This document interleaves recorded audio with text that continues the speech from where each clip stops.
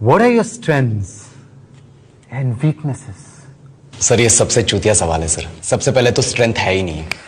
In English, please. I'm telling you. Why will I tell you my weaknesses? मैं आपको अपने strength weakness के नाम पे बताऊंगा। You know, जैसे English. I'm a perfectionist. मैं वर्कोहॉलिक हूँ। मैं इनोसेंट। English. बैंक क्या लौड़े? क्या इंग्लिश लगा रखा है बे? 4 साल का था मैं जब मेरे पापा जबलपुर में किसी हलवाई के यहां काम करते थे। खुद तो कभी स्कूल गए नहीं, इसलिए अपनी गांड घिस घिस के मुझको स्कूल में भर्ती करवाया। अब कहने के लिए तो वो इंग्लिश मीडियम स्कूल था, लेकिन साले हमारे टीचर लोग खुद हिंदी में बात करते थे। हमारे स्कूल के लड़के एक दूसरे से यो व्हाट्स अप डो ऐसे बात नहीं करते हैं। क्या भौंक रहा है तेरा लंडा आजकल है? ऐसे गले मिलते हैं। किसी तरह रट्टा मार मार के 10th तक पहुंचे तो पता चला कि जिंदगी में सफल होने के लिए एक ही तरीका है और वो है इंजीनियरिंग। सब यही कहते थे। माँ बाप, टीचर लोग, गली का वॉचमैन भी हमसे पूछता था, और भैया कैसी चल रही है आपकी तैयारी? भग बेंचो, तुमको क्या करना है?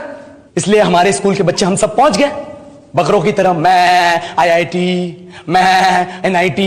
अरे जिस बच्चे ने अपने बाप को जलेबी तलते देखा है वो तो यही सोचेगा ना कि जिंदगी में पैसा ही सब कुछ है। I did not choose this engineering life, sir, and neither did this engineering life choose me. It was shoved down my throat by my teachers while my hands were tied to my back by my friends and my parents watched in silence. और English सुनेगा तो मादरचोद तो सुन। 10th के बाद 2 साल लग गए इस कॉलेज में घुसने के लिए, कोचिंग में निकाल दिए। ना कुछ खेले ना कुछ सीखे, और 2 साल बाद जब यहां पहुंचे तो पता चला कि बड़े शहरों के कॉन्वेंट स्कूल के पढ़े बच्चे जब अंग्रेजी में बात करते हैं तो मरे हुए फूल भी खिल उठते हैं। आहा, हवा में ऑक्सीजन की मात्रा बढ़ जाती है इनकी अंग्रेजी सुन के। और पूरे कॉलेज की लड़कियां इन इंग्लिश स्पीकिंग लड़कों को अपना जीवनसाथी.com मान चुकी है। तुझे क्या लगता है? मुझे कभी लगा नहीं कि मैं अपनी अंग्रेजी पे काम करूं, अपनी पर्सनालिटी पे काम करूं। बहुत लगा। ये चूतिया इंडस वैली सिविलाइजेशन का जो एजुकेशन सिस्टम बिठा के रखे हो, जिसमें हर साल में 10 सब्जेक्ट, हर सब्जेक्ट में theory, practical, viva, lab work, external, internal, majors, minors, assignment, project, thesis, गांड मार के रख लिया हमारी। महीनों तक नहाना भूल जाते हैं हम लोग, और फिर हमारा परसेप्शन बना देते हो कि हम ऐसे ही रहना चाहते हैं। अब इस साल में एक बार कल्चरल फेस्टिवल आता है, एक बार, उसके लिए भी प्रोफेसर से भीख मांगनी पड़ती है। अरे बिना इंग्लिश बोले, बिना लड़कियों से बात किए कौन गांडू रहना चाहता है वैसे?